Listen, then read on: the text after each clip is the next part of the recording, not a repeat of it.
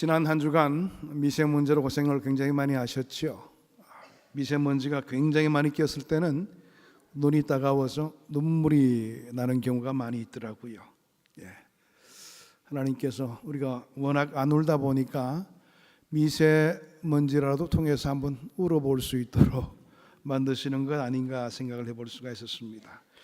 일반적으로 눈물은 몇 가지의 종류로 나누어집니다. 먼저 눈물엔 생리적 눈물이 있습니다. 눈망울을 촉촉하게 적시게 하기 위해서 흐르는 눈물이지요. 눈에 먼지나 티가 들어갔을 때에 눈을 보호하기 위해서 흐르는 눈물이 바로 생리적 눈물이라 이렇게 이야기해 볼 수가 있습니다. 이 생리적 눈물이 충분하지 못하면 안구건조증에 걸리기도 하고, 또 그런 사람들은 인공 눈물을 넣어야지 생활이 가능합니다. 굉장히 불편함이 많죠. 아까 말씀드렸던 미세먼지로 흐르는 눈물도 역시 생리적 눈물에 해당한다, 그렇게 생각을 해볼 수가 있습니다. 두 번째로는 정서적인 눈물이 있습니다. 기쁠 때나 슬플 때나 또 감정의 변화에 따라서 흐르는 눈물이 있는 것이지요. 이 감정의 눈물이 많은 사람을 정신적으로 건강하게 만든다고 그럽니다. 이런 정서적인 눈물은 장수에도 도움을 준다고 그럽니다. 여성분들이 남성들보다 오래 사는 이유도 많이 우시기 때문이라 생각해 볼 수가 있습니다. 세 번째는 본문이 말하는 영적인 눈물을 이야기해 볼 수가 있습니다.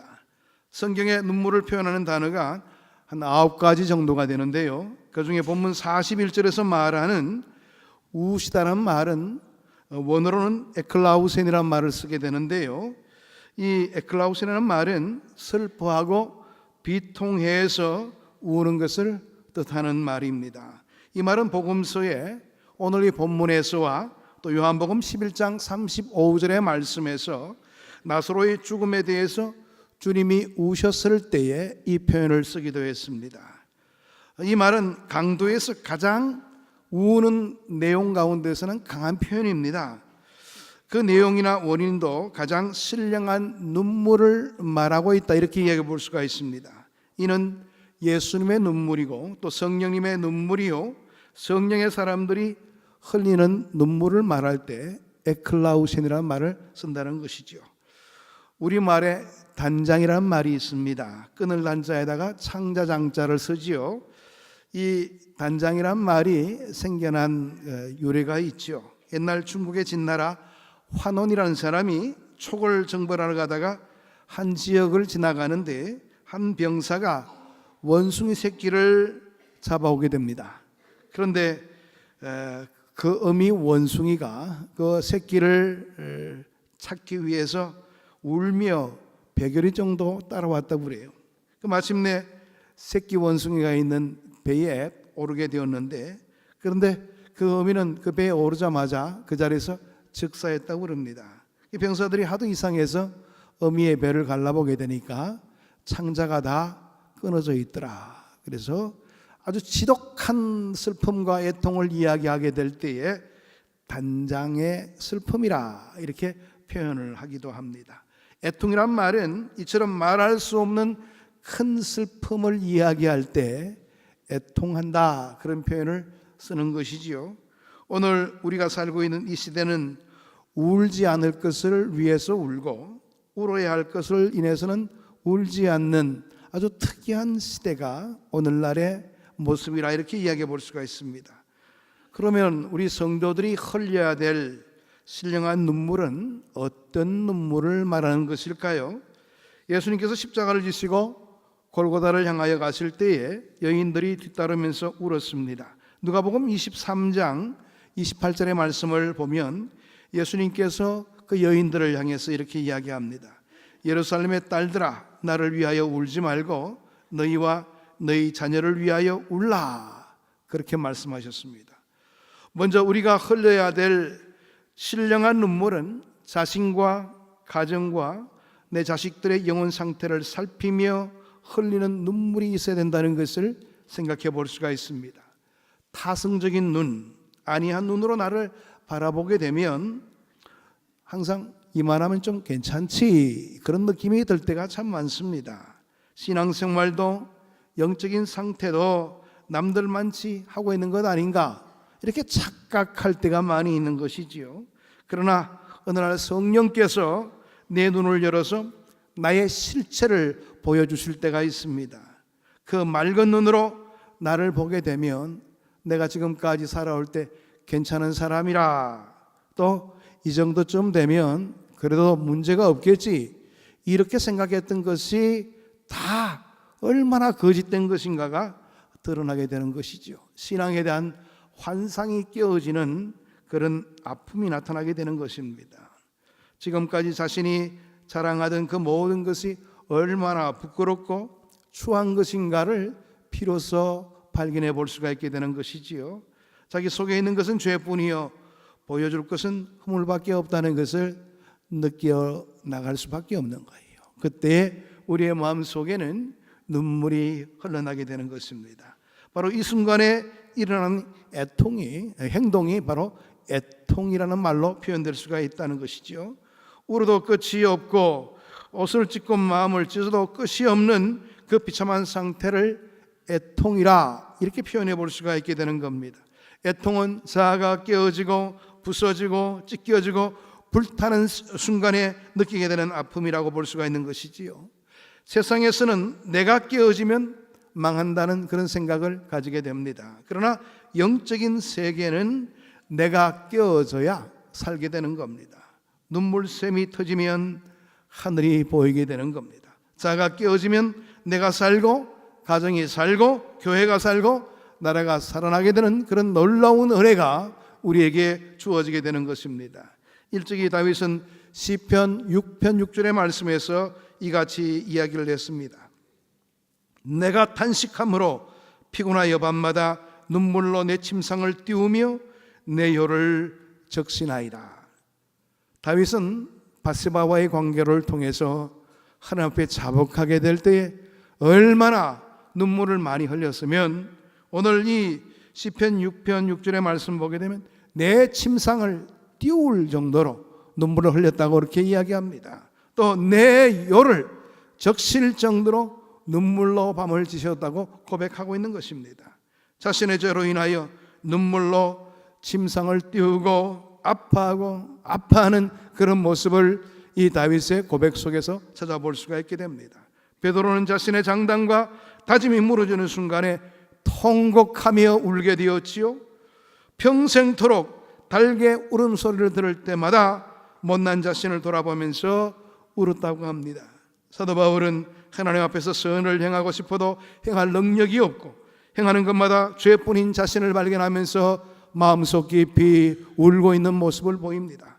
로마서 7장 24절의 말씀 보게 되면 죄의 노예가 되어서 끌려가는 자기의 모습을 바라보면서 오라 나는 공고한 사람이로다 이 사망의 몸에서 누가 나를 건져내랴 이렇게 한탄하면서 자기 자신을 돌아보는 그런 말씀이 로마서의 말씀에서 나타나고 있죠. 바로 애통하는 모습입니다. 하나님 앞에서 자기를 발견하는 사람마다 애통하지 않을 수가 없는 것이지요. 애통의 눈물은 순수한 것입니다. 죄를 보고 애통하는 자를 우리 주님은 용서해 주시는 것입니다. 자기를 보고 애통하는 자에게 위로의 은혜를 허락하십니다. 나를 살리고 자식을 살리고 가정을 살리는 힘은 눈물에서부터 비롯된다는 것을 꼭 기억하시길 바랍니다. 진정한 눈물은 저주를 축복으로 바뀔 수 있도록 만듭니다. 진정한 눈물은 실패를 성공으로 바뀌도록 합니다. 진정한 눈물은 황폐한 땅을 축복의 땅으로 바뀔 수 있도록 만듭니다. 우리 예수님께서는 참 행복하신 분이셨지만 성경에 예수님께서 우시셨다 이런 기록은 나타나 있지 않습니다. 그런데 우셨다는 기록들은 많이 나타나고 있습니다. 이미 말씀드린 대로 그 가운데 예수님은 나사로의 죽음 앞에서 눈물을 흘리셨죠. 예수께서 눈물을 흘리시더라 그런 표현이 있습니다. 이 말씀은 무엇을 의미하는 말입니까? 우리 주님은 당신의 사랑하는 사람들이 불행해지는 것을 원치 않으신다는 그런 말씀의 내용입니다. 예수님의 나를 향한 이 눈물이 있었기에, 나를 향한 성령의 말할 수 없는 탄식이 있었기에 오늘 내가 구원받을 수가 있게 되는 것이고 하나님의 자녀가 되었고 오늘의 행복이 가능해졌다는 사실을 마음속 깊이 느낄 수 있어야 됩니다. 사랑하는 친구 나사로를 위해서 눈물을 흘리신 주님은 죽은 나사로를 깨우십니다. 요한복음 11장 11절의 말씀 보게 되면 우리 친구 나사로가 잠들었도다. 그러나 내가 깨우러 가노라. 그리고 무덤문을 막고 있는 돌문을 여십니다. 그리고 말씀하십니다. 나사로야 나오라. 나사로야 나오라. 오늘도 나를 위해 눈물을 흘리시는 예수님은 잠든 영혼아 이제 일어나라. 이렇게 말씀하실 것입니다. 죽은 심령들아 이제야말로 일어나야 될 때라. 그렇게 말씀하십니다. 냄새나는 심령의 문을 더 이상 닫지 말고 열어라. 이렇게 요구하시는 주님의 음성이 있는 것입니다. 죽음의 자리에서 이제 나오라. 실패의 자리에서 나오라. 질병의 자리에서 나오라. 절망의 자리에서 나오라. 게으름과 나태의 자리에서 이제는 나오라. 무력한 그 자리에서 일어나라. 그렇게 주님은 우리에게 요구하시는 것입니다. 참된 애통은 자신을 성찰하고 아파할 뿐만 아니라 다른 사람의 약점까지도 자신의 허물인 줄 알고 함께 아파하는 모습을 보이게 됩니다. 예수님의 애통은 곧 이웃을 향한 애통이었습니다. 이것이 곧 신앙인이 흘려야 할 또 다른 신령한 눈물이라 이렇게 생각해 볼 수가 있습니다. 진정한 그리스도인에게는 이웃을 살리려는 눈물이 있습니다. 예수님의 심장을 안고 이웃을 바라보게 될 때에 그 잃어버린 영혼 때문에 사탄에게 빼앗긴 백성 때문에 아픈 눈물을 흘릴 수밖에 없게 되는 겁니다. 내가 이렇게 예수를 믿게 된 것도 결국 나를 위해서 수고하신 분이 있다는 사실 여러분들 아십니까? 남모르게 눈물로 기도해 주신 분이 있기에 내가 이 자리에 앉을 수가 있게 되는 겁니다. 그렇습니다. 이웃을 살리고 영혼을 살리고 교회를 살리려는 그 눈물은 하나님이 원하시는 눈물입니다. 여러분의 눈물은 이웃을 살리게 되고 교회를 살리는 힘이 있기 때문에 하나님께서는 우리로 하여금 진실한 눈물 흘리는 것을 원하십니다. 그런데 우리의 눈물이 여기 정도밖에 끝나서는 되는 것 아닙니다. 나라를 향한 애통의 눈물로 나아갈 수 있어야 되는 겁니다. 일찍이 에레미야는 죄에서 헤매는 유다 백성들을 향해서 울었습니다. 죄를 심판하시는 하나님을 기억하고 울고 멸망을 앞둔 유다의 현실들을 바라보면서 눈물로 밤을 지셨습니다. 그래서 그의 별명이 눈물의 선지자 아니겠습니까?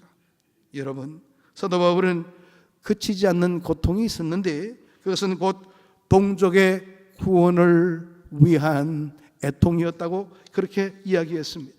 성경의 모든 위인들은 한결같이 나라를 향한 애국자의 모습을 보였습니다. 느헤미야는 특별히 조국이 큰 어려움에 빠져 있다는 비보를 전해 듣고 찢어지는 마음을 부둥켜 안고 울면서 기도했습니다. 느헤미야 1장 4절의 말씀 보게 되면 내가 이 말을 듣고 앉아서 울고 수일 동안 슬퍼하며 하늘의 하나님 앞에 금식하며 기도하여. 그 당시에 이스라엘 백성들이 다시 이 유다 땅으로 돌아가서 그들이 이제 제일 먼저 한 것이 하나님의 전을 짓는 일이었습니다. 그리고 나서 이제 성벽을 지으려고 하니까 주위에 있던 그 사마리아 사람들이 가만히 있지 않았죠. 이 이웃이 잘 되는 것을 못마땅히 여기면서 오히려 항소하게 됩니다. 이 일로 인해서 다시 성벽문은 다 깨어지고 흩어지게 되고 불지르게 되는 그런 어려움들을 맛보게 되었죠. 그럴 때 그 모든 현실의 이야기를 듣게 된 느헤미야는 눈물로 밤을 지새면서 하나님 어찌 이 나라의 회복은 이렇게 더딥니까? 눈물을 흘렸던 것입니다. 국가적이고 민족적인 그러한 특별한 아픔을 마음속에 품고 기도하는 이 느헤미야의 모습이 우리의 모습이 되어야 되지 않겠습니까? 국가적이고 전 민족적인 커다란 정체성 위기 속에서 우리 그리스도인들이 해야 할 일, 할 수 있는 일이 무엇이겠습니까? 태극기를 들기보다는요, 눈물 뿌려 기도하는 일이 우리가 성도로서 먼저 감당해야 될 일들입니다. 여러분들, 사람들이 뭔가 바꾸는 것 절대 아닙니다. 여러분, 우리는 사람들에게 얼마나 많이 실망해 왔습니까? 그런데도 여전히 사람들을 바라보고자 한다면 그건 잘못된 것이죠. 우리 성도들이 이 어려움의 시기에 감당해야 될 가장 중요한 모습이 뭐겠습니까? 바로 눈물로 기도하는 겁니다.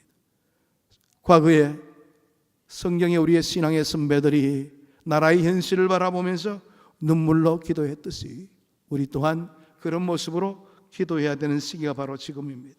우리의 기도하는 손은 민족의 아픔과 상처 그리고 갈등을 치료하는 힘이 될 수가 있습니다. 운다는 것은 무엇을 의미합니까? 내 힘으로는 안 된다는 고백입니다. 하나님 어찌할까요? 내가 아무리 노력해도 안 되는 것을 내가 압니다. 그러므로 내가 이 현실을 앞두고 울면서 기도할 수밖에 없는 것입니다. 이런 표현입니다. 하나님, 인간의 힘이나 재주를 깨끗이 포기합니다. 하나님의 도우심이 아니면 안 됩니다. 주여, 이 백성을 도와주옵소서. 이런 우리의 간구가 있어야 된다는 것입니다. 매달리는 것이 눈물이요 울음인 것입니다. 애통하는 백성은 그래서 복이 있는 것입니다. 애통할 줄 아는 백성이 있는 나라는 복이 있습니다. 그 애통에 대한 주님의 응답이 반드시 따르기 때문에 그런 것입니다. 예수님께서 우셨던 눈물이 바로 이런 눈물이었습니다. 예수님은 십자가를 목전에 두고 예루살렘 성을 보시면서 울음을 터뜨리셨습니다. 얼마 후에 로마의 디도 장군에 의해서 포위된 채 100만 시민이 굶어 죽고 여인들과 어린아이들이 처참히 학살당하게 되고 성전은 무너지게 되고 도시는 파괴되고 회개를 모르다가 비참하게 망해갈 조국의 현실을 바라보면서 안타까이 눈물을 흘리셨던 것입니다. 오늘 우리 또한 예수님의 심정으로 이 나라, 이 민족, 이 백성, 이 사회를 향한 뜨거운 눈물이 있어야 합니다. 여러분, 우리의 신앙의 선배들은 밤을 지새워가면서 나라를 위해서 기도했습니다. 근데요, 요즘 들어서 기도하는 사람들 찾기가 참 힘듭니다. 눈물로 밤을 지새는 그런 분들이 다 사라지고 맙니다. 살기가 좋아서 그런 겁니까? 나중에 어떤 어려움을 당하려고 기도하지 않는 것입니까? 오늘 이때 우리에게 참으로 필요한 것은 바로 기도하는 모습입니다. 비운의 역사 앞에서 조국을 지키며 울던 우리 신앙의 선배들의 눈물이 있었기에 오늘날 그래도 이 정도 좀 사는 것 아니겠어요? 민족을 구원하자 피를 흘리고 울던 순교자의 눈물이 있었기에 오늘 우리의 현실이 있는 것입니다. 그런데 우리는 이 현실을 누리기만 급급했지 우리의 후배들을 위해서 우리는 눈물을 흘리지 않습니다. 그냥 누리는 것에만 급급해 있는 우리의 모습이 있죠. 그래서 우리가 할 수 있는 게 뭐가 있습니까? 기껏해야 원망이나 하고 사람들 탓만 하고 있는 것이 우리의 모습 아니겠어요? 여러분, 스코틀랜드 해변가에서 울며 몸부림치던 존 락스는 이렇게 기도를 했습니다. 하나님이여, 내 조국을 내게 주시지 않으시라면 차라리 내 생명을 거두어가 주옵소서. 조국의 현실을 바라보면서 존 락스는 그와 같은 뜨거운 마음으로 애통하며 조국을 위해서 기도했습니다. 여러분, 이런 눈물들이 오늘 우리에게 있어야 될 것입니다. 총칼로 세운 나라는 망하는 때가 있지만은 기도의 무릎으로 세운 나라는 망하는 법이 없습니다. 우리나라가 이만큼 자유와 평화를 누리는 것도 새벽마다 밤마다 울며 기도하는 종들이 있었기 때문이 그런 것 아니겠어요? 그런데도 우리는 그 기도, 선배들의 기도의 그 아름다운 모범을 우리는 본받지 못합니다. 가장 바쁘다는 그런 핑계를 대면서 기도하기를 아주 게을리하는 그런 모습이 우리의 모습 아니겠습니까? 여러분, 이 땅에 뭐 내세울 것이 있었습니까? 조그마한 땅덩어리, 자원도 부족하고 기술도 부족하고 아무것도 없지 않습니까? 그런데 이런 나라가 어떻게 경제 10위 구간에 들어갈 수 있는 그런 나라가 되었습니까? 예?